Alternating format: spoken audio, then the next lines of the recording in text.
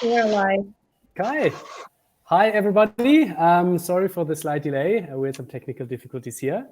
Welcome to our webinar on how to safeguard container trading operations amidst the supply chain disruptions now in 2022. Awesome to see you all here. We're joined by Danny Boer from C-Cube, Andrea Monti from Xchange, and our very own Candice from our marketing team, and myself. My name is Christian, and I'm one of the two co-founders and CEOs of Container Xchange.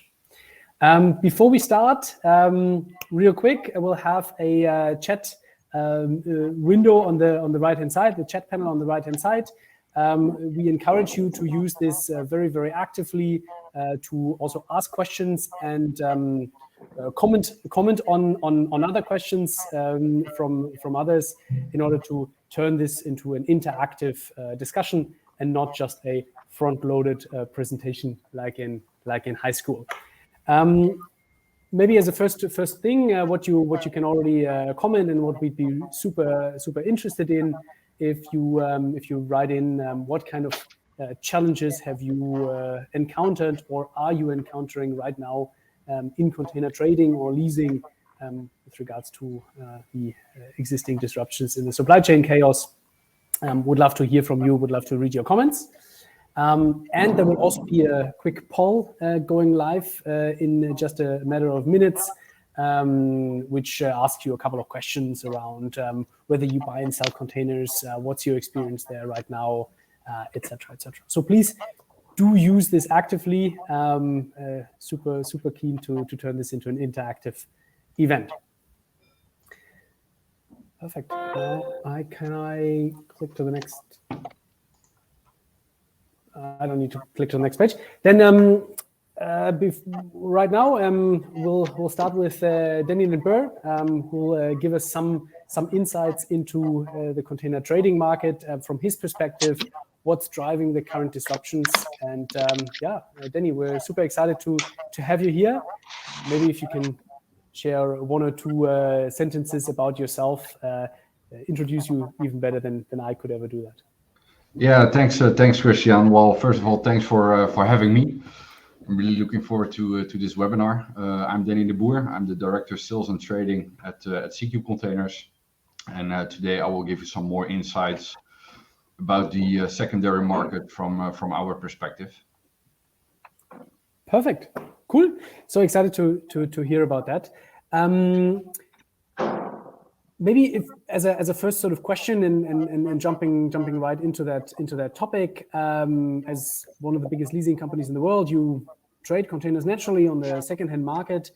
Can you give us a quick rundown on how you do that, what your processes are, and what your setup's there?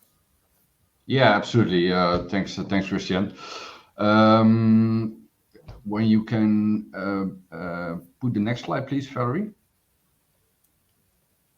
Yes, perfect. Thank you. Yeah, well, as one of the world's largest leasing companies, C-Cube has a total owned fleet of approximately 760,000 units, whereof 64% refrigerated containers. And most of these units are on a long-term lease.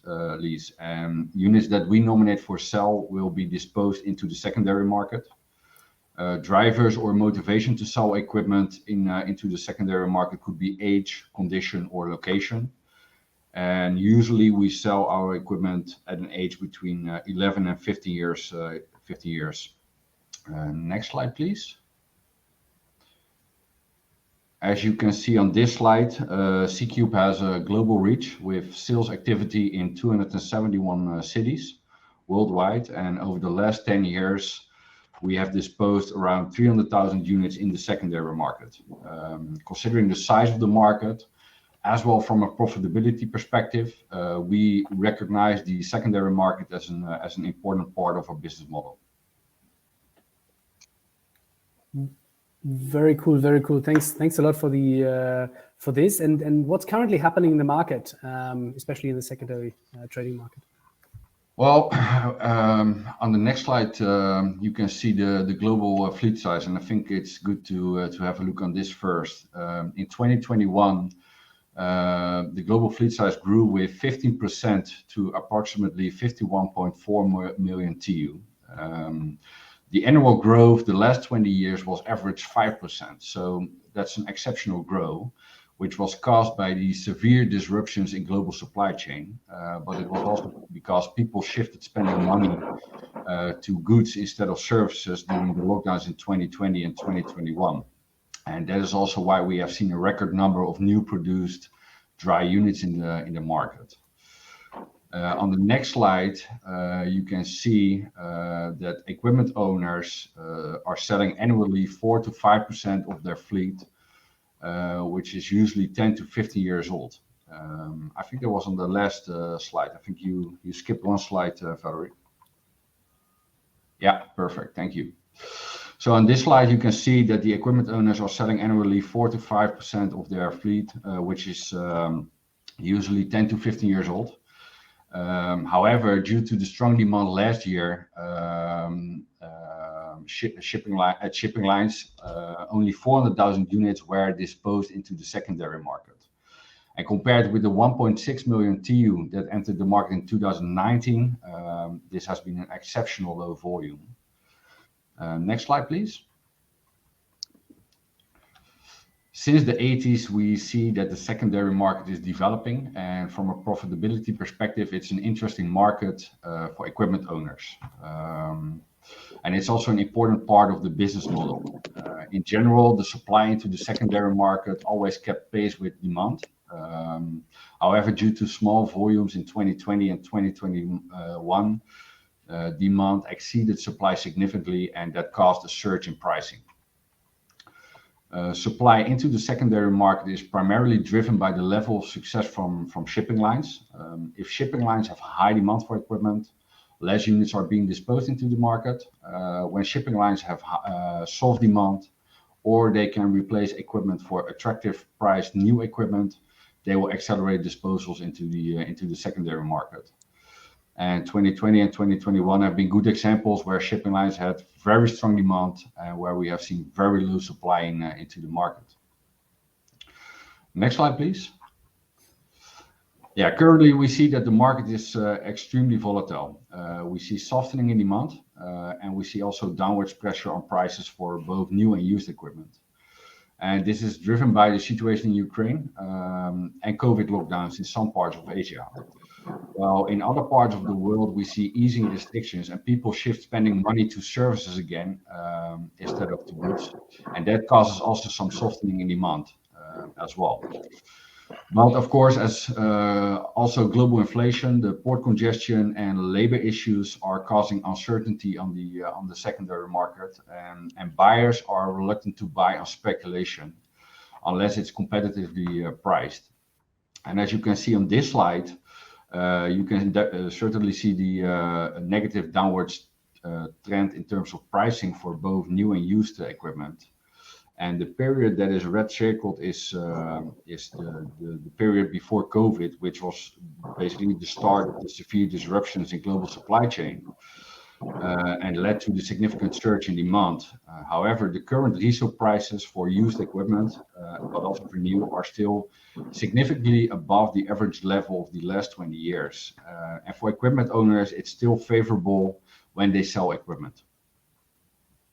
Okay, and if you look at sort of, and this is a question that we regularly get from our clients on Xchange, but also from outside interested parties, sort of whether we can pinpoint the exact impact of the developments in Russia, Ukraine, the Shanghai port lockdowns, et cetera, even like congestions on the Trans-Pacific trade, big vessels piling up before they enter the ports on the US West Coast. So what are the immediate impacts of these disruptions that you see right now, and how do they impact supply, demand, and the prices? Right. Yeah, well, yeah, each of these events impacts us differently. Next slide, please. Sorry. Yeah, thank you. Yeah, so, well, the global supply chain will be tested again, that's for sure. And it's causing uncertainty on the market. The lockdowns and the zero COVID policy in China lead to softer demand in the short term. And we see also a negative downwards trend on resale prices. The longer term outlook is uncertain. And the situation in Ukraine, which you can see on the next slide, will impact economic growth and will impact the global supply chains again. Global inflation will jump above 6% this year, and also the global growth will take a hit. Due to the strong demand for equipment, C-Cube has been successful in renewal of expiring contracts in 2020 and 2021. And this has also impact on the number of units that we are disposing into the secondary market. So from a trading perspective, it is still difficult to meet customer requirements, basically due to lack of inventory, which is for a leasing company, of course, a luxury problem. But it causes some availability issues. So I said we talked about the decrease or the recent decrease and softening in prices. And you highlight here the ongoing disruptions of Russia, Ukraine, the COVID lockdowns in Shanghai. Where do you think prices will go in the short to midterm based on these ongoing disruptions? Well, that's hard to say. It really depends on how long the situation in Ukraine will continue and how long the COVID lockdowns in Asia will continue. So, in the short term, we definitely see some pressure on prices. We see more units being disposed into the secondary market in Asia. But it really depends how long the situation will continue in China. So it's really difficult to predict what prices will do. We could also see an increase in prices again when China is up and running again. It's very hard to say, and it really depends on how long the situations will continue. Gotcha. Yeah, I think this is also in line with what we see and what we expect. Essentially, what COVID and these supply chain disruptions have done is extend the time that it takes for a container to move cargo from A to B. And if you extend that time period and you have the same amount of cargo to move, then you essentially just need a bigger fleet to manage this. But over time, if those disruptions go away, then suddenly you have that surplus of containers and a crash in prices. Exactly. But of course, this highly depends on what other disruptions we can pile on top of the existing ones. Yeah. Okay, cool. And how has this situation impacted your business operations? What have you done internally, potentially to mitigate some of the impacts or to capitalize on some of the opportunities? Yeah, so as one of the world's largest reefer lessors, we want to make sure that we can meet customer demand and requirements. Our investments and strategy, as well our growth initiatives, are on the refrigerated market. We believe that this market has its highest potential, but it has also proven to be very sustainable. In economical challenging times, people might not buy a new TV, but they will continue to buy food. What we do, we make sure that we have sufficient production line available to meet customer demand, but also to have speculative inventory available for potential spot demand. And from a trading perspective, we had to adapt ourselves to rapid changing market conditions. The biggest challenge at this moment is depot congestion, what causes some accessibility challenges. But at the end of the day, it's the trading customers or the trading community, so to say, who must adapt themselves to new changing market conditions. At C-Cube, we invest in long-term relationships, and we truly believe in relationships with mutual benefit. But at the same time, we also see that deals are becoming more transactional. So we also invest in digital projects, and we started using online platforms such as Xchange to meet customer needs. I love to hear that, of course. I can't deny. How has this helped you in your operations? And what other flexibility has this provided you with? Well, of course, it's to have sufficient production line available makes it possible to meet customer demand. So that's for us. That's the goal to help shipping lines when they need equipment. And from a trading perspective, it really opened the doors. When I refer to an online platform such as Xchange, it really opens the door to new potential customers. So by ensuring sufficient production line, we can serve our customers on the leasing side, and to have more focus on digital projects for trading, we can serve more customers. Okay, cool. Great to hear. And this is in line, of course, with our vision to simplify the logistics of global trade, making it easier to find and work with new partners. So great to hear that you have this positive experience. In general, we want to sort of keep as many questions as possible for the end. But Roger here actually asked a good question that was also on my mind. Sure. Because you started talking about depots and depot congestion and that being an issue. How do you expect this to develop going forward, especially in light with potentially increased redeliveries from the shipping line when the need for large container fleets sort of decreases a little bit? What do you see the market developing to? How will you handle this? What do you think is needed to avoid sort of a massive depot crunch? Yeah, so again, it really depends on how long the situation will continue, especially in Asia. We see now some softening on the market, basically because less export volume out of China. So that takes away some pressure on depots in Europe as well in the United States.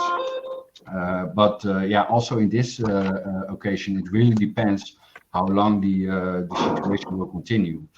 What we have done with C-Cube, we focus more on gate-buy agreements with our customers, also to take away some pressure at the depots, and so we have sufficient space available for our leasing inventory. Gotcha. That makes sense. Yeah, I also heard that or saw our trading team or trading product team working very hard on enabling gate-buy transactions. I think that's a feature that also might help in that. But yeah, it's going to be interesting to see how the industry copes with that limited depot space, for sure. Maybe as a last question, sort of from my end, and then looking at the time, I think we also need to slowly but surely move on. What do you think, or how do you expect probably the long-term market trends to develop? Because we mostly now talked about short and mid-term trends. Yeah. So the lockdowns in Asia. Next slide, please. On this slide you can see the forecast and the share by equipment owner. The lockdowns in Asia and also the situation in Ukraine will impact the global supply chain, and it will cause a supply shock. In the short term, the supply of containers to the resale market is likely to increase as the shortage of equipment in the primary fleet eases, basically. But on the longer term outlook, on the next slide, despite the slowdown in global demand, the container market continues to reflect modest growth through 2026. The disruptions in the global supply chain, but also the backlog of cargo in the pipeline, will continue to set up favorable market conditions for shipping lines, and demand for used equipment is likely to be sustained. So yes, for this year, the GDP outlook is expecting 3.1%. And next year it will be 3.3%. And in 2024, 2025, and 2026, we see a slightly decrease from 3.1 to 2.8. Okay. So this is GDP growth, and what you're saying is that, hey, in general, we still need trade, we still need the containers. So market conditions will remain favorable, okayish to the market. Yeah. Okay. Good. Perfect. Thank you so much, Danny.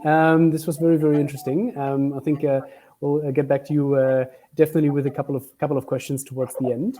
Sure. Andrea, also yes, to have you in this forum again. Very, very warm welcome. Thank you, Christian. Do you maybe also want to give a few words about yourself, and then we'll jump into the midst of it? Sure. First of all, thanks to everyone for giving me the opportunity to attend this event. It's always the the biggest pleasure to be, updated over the latest market news in this industry, and also to share ideas with colleagues. For example, we keep in touch with Danny since a long time, and it's always a great pleasure to share idea with such a professional. However, I'm representing Sogese. I'm the managing director of this company, which was established in 1980. So it's more than 40 years that we've been on the market. Our activity is mainly focused on three areas. The first one is container trading. We do this kind of activity mostly through the accumulation of speculative stock, or through gate buy agreements. We do also container lease, not in the sense of a big leasing company, because our potential is, of course, lower than a big leasing company. We do it mostly through lease purchase type, and also through one-way leases. And also, we are one of the most important depot services operator in Italy.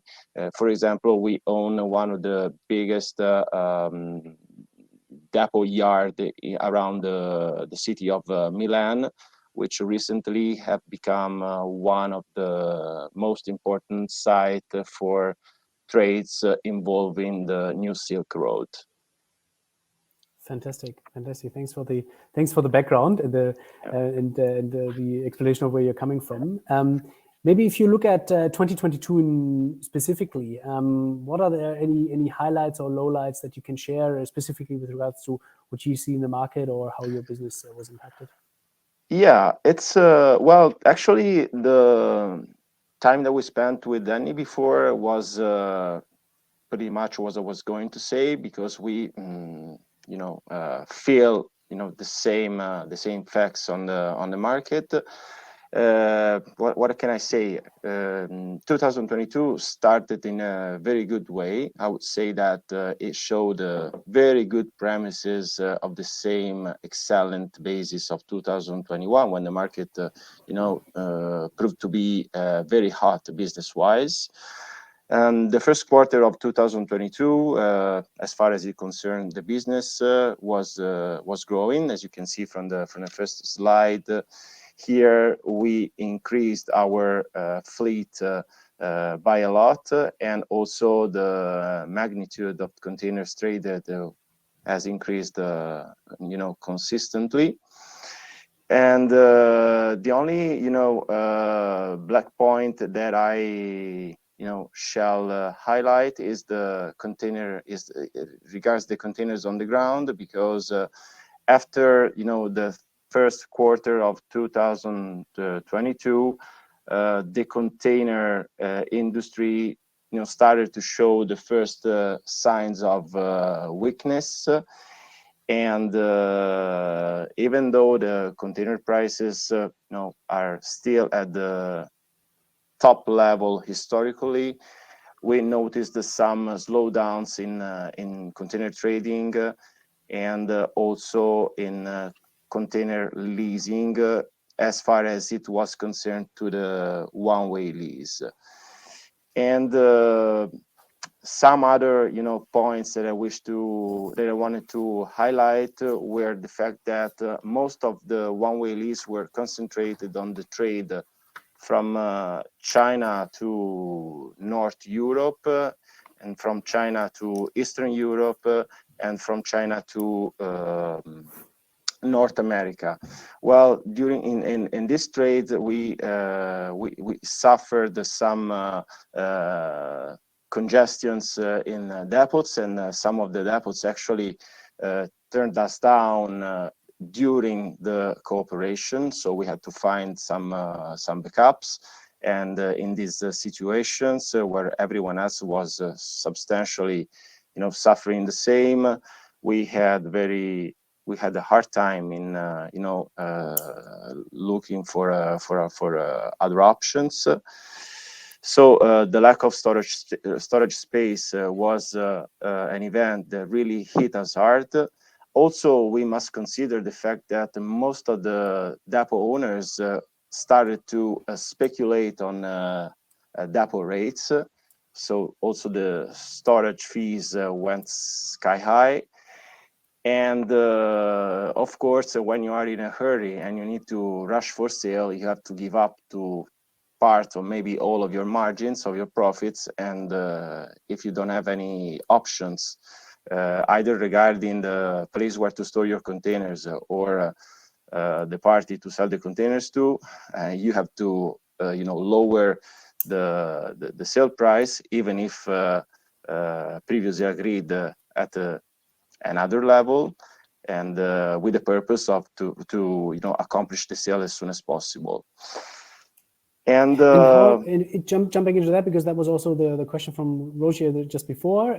Sort of, we already had or are currently facing these congestion topics in the depots. What's your view on the future here? Will this get better or worse? And if it gets worse, how do you plan on managing this issue? Yeah, it's I think that right now some of the location that I'm not talking about North Europe, because North Europe is still congested, and we still have a lot of hard time in managing the relationship between us, our stock, and the depot activity.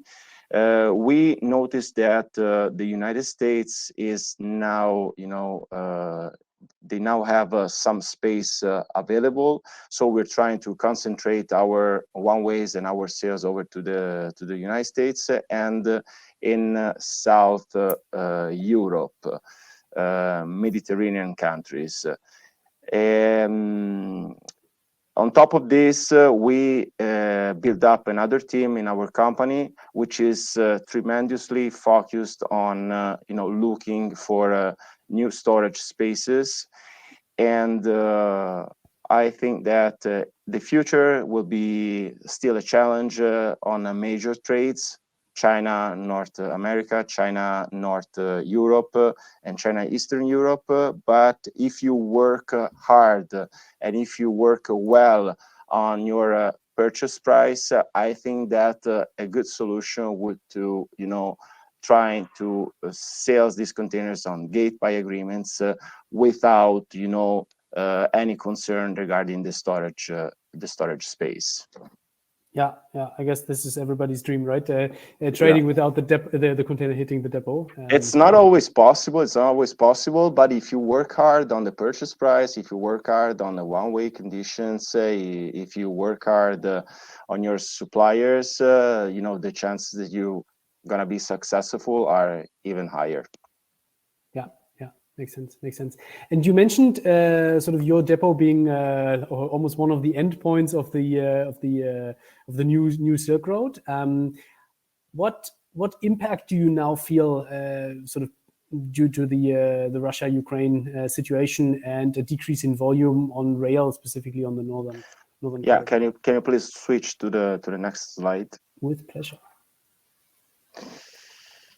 Yeah, well, the war in Ukraine had some concerns in our activity, but I think that we shall look at the war in Ukraine as one of the fact that's really, affecting the disruption of the logistics chain, along with, Shanghai lockdowns.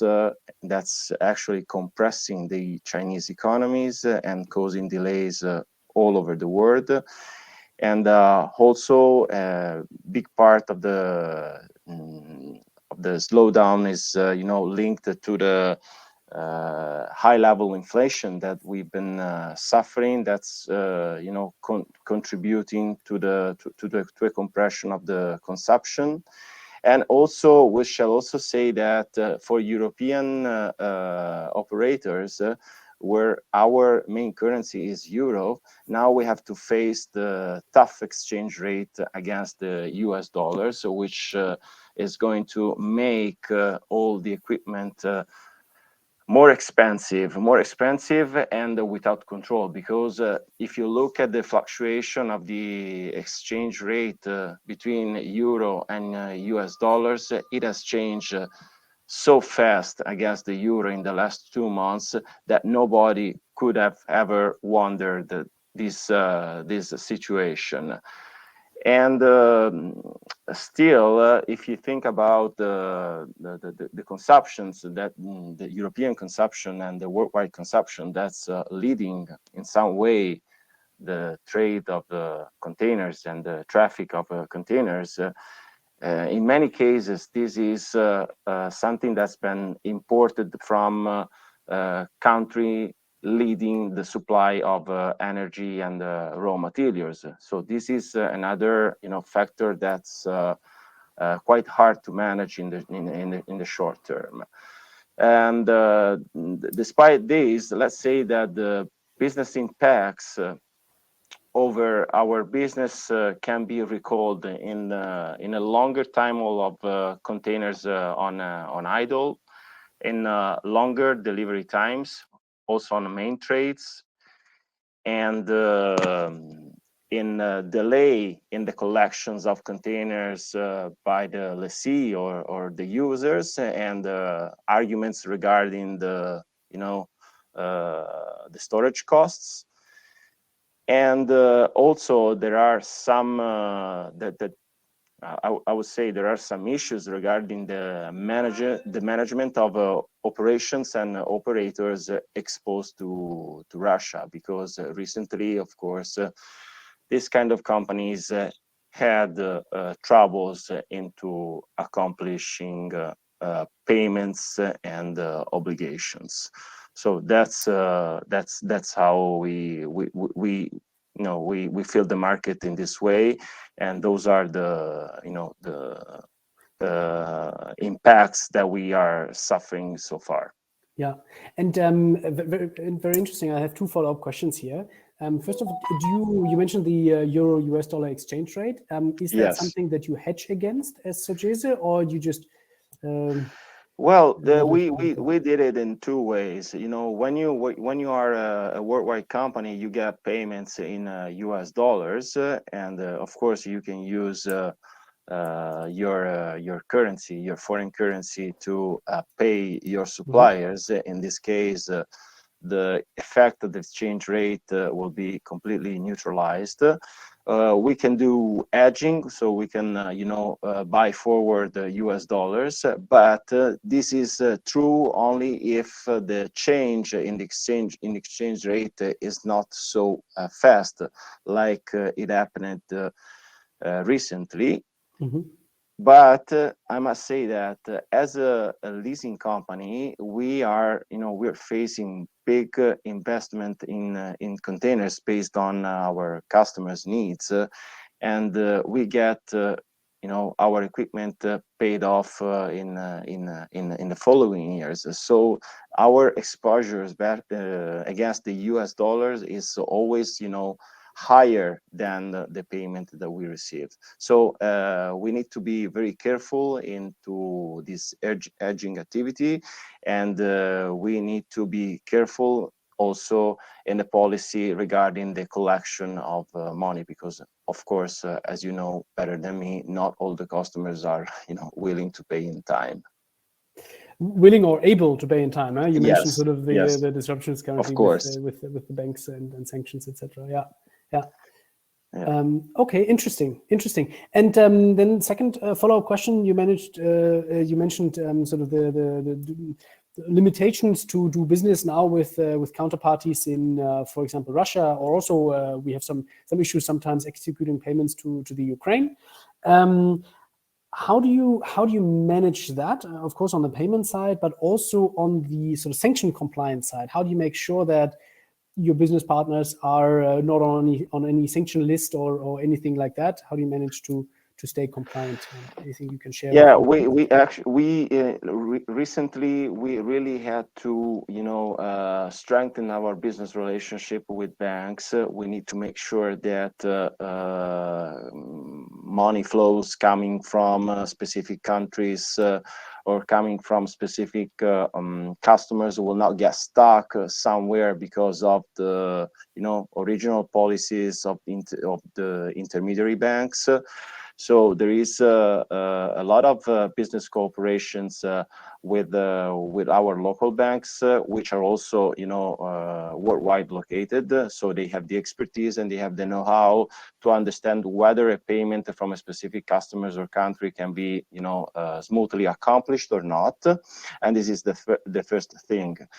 Second, we need to go through a very specific due diligence in our to proceed with a deal. Mm-hmm. And this means asking questions. This means knowing people personally. This means, looking at the ratings on Xchange as well, which is a great tool to understand if we can trust a customer or not. So sometimes the industry overlooked the potential of the ratings.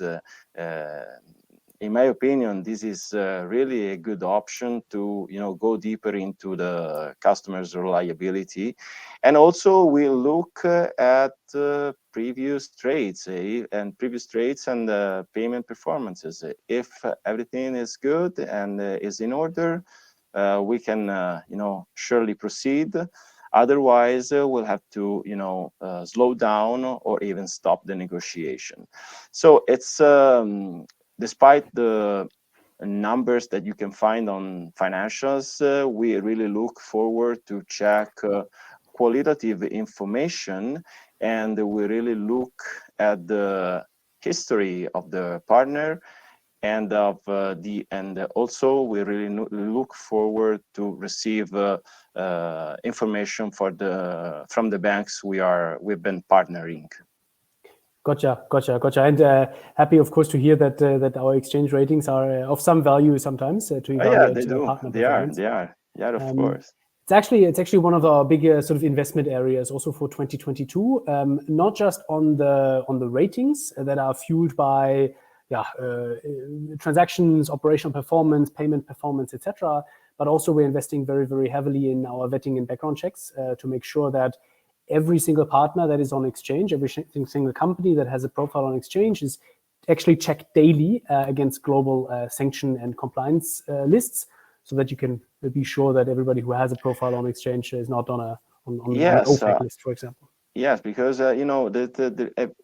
it's true that Xchange was born as a tool to create networking and relationship for the container industry. It's still true. I always say that when we sign papers in international trade, it's still papers, because you will be hardly able to face a legal case abroad for a lot of reasons. So trust is what we look to and is what we look forward to. And if the platform is really bringing this kind of value, I think that there won't be any other problem for the platform itself, for the company itself, to increase the number of members in the future, because it is the real value of a platform such as Xchange. Good. It's very great to hear. Thanks a lot for that. Maybe before we move on, and Candice wants to sort of show a couple of data points that we see on Xchange right now, to also highlight what we see and what we expect going forward. Are there any final words from you, Andrea, with regards to what you expect sort of in the I guess mid to long term in terms of prices, availabilities? Yeah, let's say that right now we are kind of, we find ourselves, let's say, in a situation similar, if not equal, to the one that we experienced during the COVID-19. I mean, China is still in a lockdown, and I think that in the short term, this is going to warm up the container prices again, either for the new ones and for the used equipment. And we do notice it lately, because our last quotation from that we received from factories are around 5% higher than 15 or 20 days ago. So maybe in the short term, the lack of support from China will cause a little increase in the container prices. But I think that in the long term, if we look at the statistics of the worldwide GDP, and if we look at the fact that the market will stabilize a little bit, also in accordance to the new vessels that are going to be built in the next year, I think that in the long run, let's say in 3 to 5 years, the container prices will stabilize over the average values, the average historical values. Okay, very interesting. So you don't expect a market correction with a significant decrease in prices? Yeah, right. Okay, cool, very interesting. Then I guess I'll hand over to Candice. Awesome to have you here, of course, as well. And yeah, handing over to you to give some insights into what we see on the platform in terms of data. Thanks, Christian. Before I dive into our data, I first want to contextualize and explain to our viewers where it's coming from. Based on the transactions on Xchange, the research reports team together with our data team compile a container logistics report each month. So all the data I'll go through is based on the activity that takes place on the Xchange marketplace. There are some snippets from last month's report, which reflects on April, but we also have some new data from May to reflect closer to the month that we are now in. So you can head over to the next slide. Thank you. So in true post-pandemic fashion, April and May this year were both eventful months. But today, since we are looking at what affects trading prices the most in particular, we've highlighted the lockdown in China as the major event doing so, which Andrea also noticed in his own business operations. So if you look at the right-hand side where it says April's top 10 ports with the highest change in price for a 20 dry container month on month, this was data taken from April, which was about a month into lockdown. And you can see that container prices dropped in most notable ports, with some outliers due to their own tumultuous bubbles. And even up there in the green box on top right, where this is where we usually get the highest prices for our standard containers. And I updated this table today to reflect the last week in May. And I can already see that the highest 3 prices are already lower than what they were in April. So it's prices are continuing to decrease in May. Just to call out the outliers, just because I'm going to bring them up a bit later again, but obviously Ho Chi Minh, which is in Southeast Asia, the prices have increased a bit due to the inflation. Then, Los Angeles and the rest of the US is, battling its own congestion and having its own, struggles there. But yeah, just wanted to highlight that most ports, it seems, are following suit, following China's plummet in prices. You can go on to the next slide now. Great. So the question, of course, is how is lockdown related to, or lockdown in China related to price globally on such an impactful scale? Like, how does this happen? The answer, of course, is that being the biggest exporter as well as manufacturer of containers, the world relies on China most of all, right?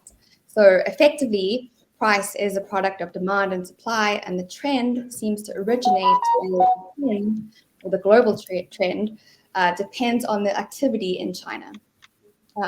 So to explain the low demand that both Danny and Andrea also touched on in the context of China now, is that because of its lockdown, liquid supply is kind of stuck. So supply is essentially not low, but stuck. And because of the same fact, demand from China is also lower than normal. So with this low demand, here you can see how container prices in China continued to decrease in March and April for both a 20 dry container and a 40 high cube, which are the most popular containers used on our platform.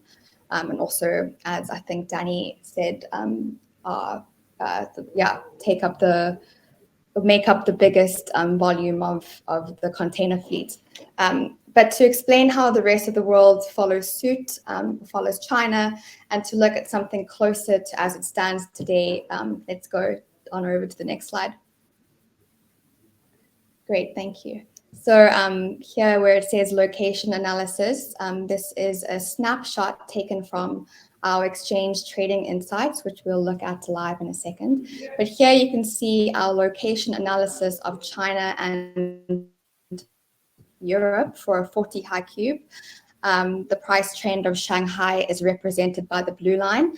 And you can see how Hamburg and Antwerp, essentially major ports in Europe, are showing a very similar trend, almost parallel or exact to China's, which, yeah, if we can just look it up live now, Christian, to show kind of how other parts of the world, not just Europe, follow suit. Maybe we can look at the 20 dry container trend too. Thanks. Let me see whether I can get this going. Just a second. Thanks. While Christian is busy pulling it up, just wanted to explain that this trading insight page we're going to look at now is an exclusive insight feature to our members and clients. So today you'll get a bit of a sneak peek as it's not available to the public. Hope you can see my tab now. Yes, we can. Thanks. All right. So here you see the location analysis on the left here, and you can see again Shanghai, Hamburg, and Antwerp. And I was just about to ask you to do that, so thank you. If you click the time interval to all, you can see again that very similar, not identical, but very similar trend that it seems to be. What Europe seems to be following, which shows that the correlation is not just exclusive to right now and the lockdown. It's something that happens regardless of what happens in China. I thought next, Christian, we could change the container type to 20 DC and just see what that looks like. Maybe back to time interval of the last 3 months because it's just a little bit more palatable on the eyes. Thanks. Yeah, I'll just wait for that to, yeah, there you go. So it's similar, sometimes not exactly parallel as, they're following or China directly affects what happens and then it only plays out a few weeks later. I also thought we could now show a 40 HC and change Hamburg and Antwerp to our outliers, maybe Los Angeles and Singapore, just to kind of see what those look like.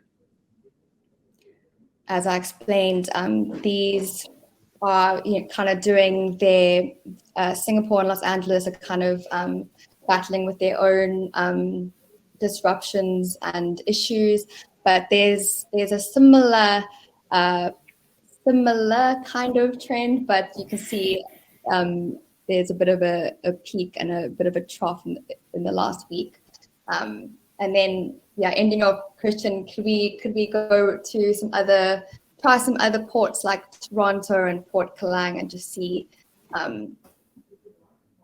what that looks like. Cool. Yeah.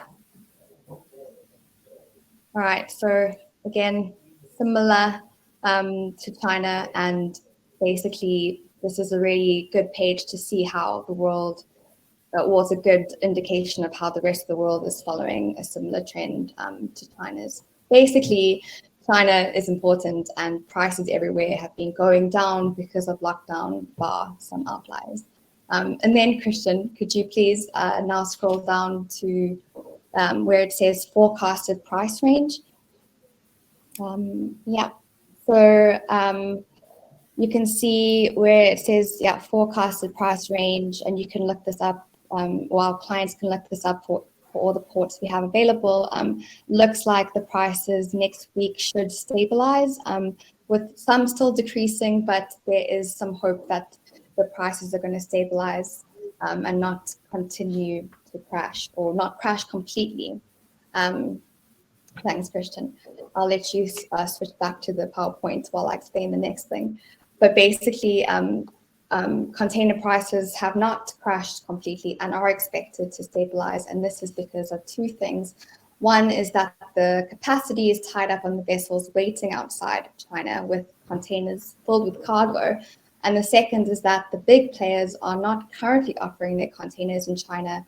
They are waiting for lockdowns to ease and are hopeful that the prices will shoot up again so that they may offer the same containers at a higher price in China, essentially making more profit. And this is effectively taking out the capacity from the market. So just to recap, prices won't continue to drop forever, as Andrea also mentioned.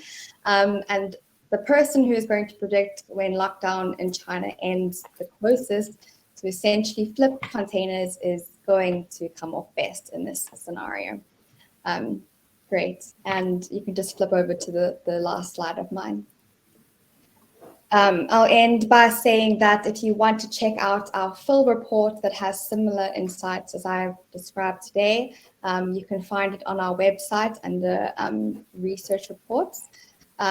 We release this report at the beginning of each month to report back on the previous month. So on June 1st, which is next week, the report on May will officially be out.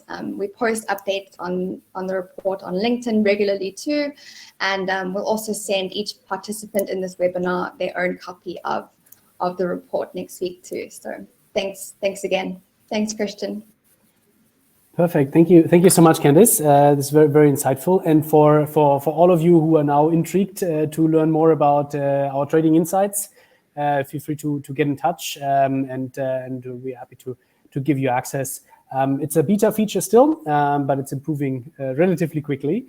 And of course, the idea is to provide increasing transparency into prices and availabilities in order to help you make better decisions. Now, looking at the time, we only have 4 minutes left. I was scheduled to also give a little bit of an insight into what I think, or what we think about container prices in the mid to long term. But I think we'll skip this and use it for another time, and maybe we can reserve the last 3-4 minutes for some questions, because I've seen the chat sort of going not ballistic, but going live. Maybe if I just scroll up here, just give me a second. So actually, right at the beginning of the webinar, Christopher asked that 9 months ago, container availability was really tight, and you needed to book weeks in advance. And now it seems that sort of 1 or 2 weeks is enough. I'm not sure what trade lane you refer to, or what ports, but I let the audience, I let Danny and Andrea sort of weigh in on that. Is there any explanation for this trend, or do you observe this at all as well, or is this contrary to what you see?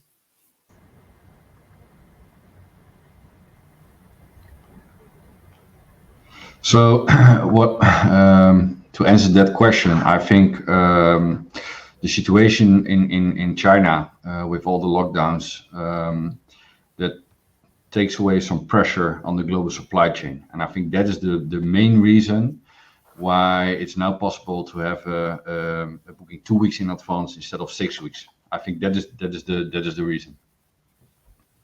Gotcha. Yes, I completely agree with Danny. We noticed, the real effect of the lockdowns, which is mainly concentrated around the Shanghai area, is due to the lack of cargo, and the main effect is given by the fact that the containers will remain in China on idle for a long time. But also the whole situation has been compressed by a combination of other factors, and that will lead to availability of containers, but less chance to move them somewhere else. So that's the main point, in my opinion, I guess. Gotcha. No, makes a lot of sense. And then we have Caesar asking about pickup times. And actually, Andrea, this was also part of one of your slides that you see sort of the times that buyers or users, leasing users need to fully pick up a release is getting longer. Do you think this will last? This will worsen? Well, it depends on the sector. If you look at the oil and gas sector, if you look at the countries, trading with raw materials, that the sky high prices of these commodities will lead to, also a higher pace of shipping of this kind of materials. So this is not, flat in all the countries. I would say that where there are chances for operators to, manage the raw materials and oil and gas and commodities, the waiting times of the containers will be still short. If we look at other equipment, other commodities, other goods, well, the worldwide situation is still unstable, and maybe buyers at destination would rather, wait instead of going through a lot of investments, which would of course lead to shipments and all related services. So I think that the main point is on commodities other than oil, gas, and other raw materials, which are vital for the energy sector. And from our perspective, the delays in pickups is basically driven by the congestion at depots. Also, of course. It takes longer before your container is accessible and ready for collection, and that is causing the significant delay, so to say. And that also answers basically the other question from Caesar regarding the new build units that are being offered on the market for very low prices. That is correct. That is what we see as well. But that is also driven by the lack of depot space. Yeah. And those MVOCCs, but also other owners of equipment, they were able to collect significant high pickup charges, and they basically use those kind of pickup charges to sell the unit with a loss, driven by the lack of depot space. Yeah. That's what I was trying to show before. We got involved in some rush deals, and the only option for us was to get rid of the containers at the very, very, very low prices. Yeah. Also, let's consider that the market is unstable. So there are operators that are selling containers for very low prices, and other operators that have containers in stock for very high book values, and they won't give up. So that in the same location you could find someone selling for very low and someone selling for very high. No, makes complete sense. Maybe if we spend 1 or 2 more minutes here, Maria was then also asking about the equipment availability situation in Europe, essentially hypothesizing that a decrease in shipment of one-way boxes from China to Europe essentially leads to a decrease in availabilities and an increase in prices. Does that concur with your view? Sorry, can you repeat the question again, Christian? Sure. So Maria hypothesizes that right now there's fewer one-way boxes coming from China to Europe because of congestions and disruptions. And she says that likely then container prices might increase again in the foreseeable future because of this lack of supply. Is this well, that's a good question. And well, of course, we had the bottlenecks. So there was still some supply in Europe. Even though without the export from China. But now we come in a situation, and we see it already on the reefer market, where there's a shortage in Europe for reefer containers at main ports. So that could be absolutely a driver and could lead to a surge in pricing. Absolutely. Yeah, that was my experience too. There are at origin some factories that started to increase a little bit the container prices, but I think that's gonna be only in the very short term because once the lockdowns in China will be solved, everything will go back to normality. Perfect. I think there was a brilliant sort of last sentence. Everything will go back to normal. Let's hope for that, and let's work through disruptions, which of course always provide significant opportunities along the way. Thanks a lot for your contribution. Thanks a lot for taking the time and the discussion. I think this was super insightful. I guess I let you go now. We're already a couple of minutes over.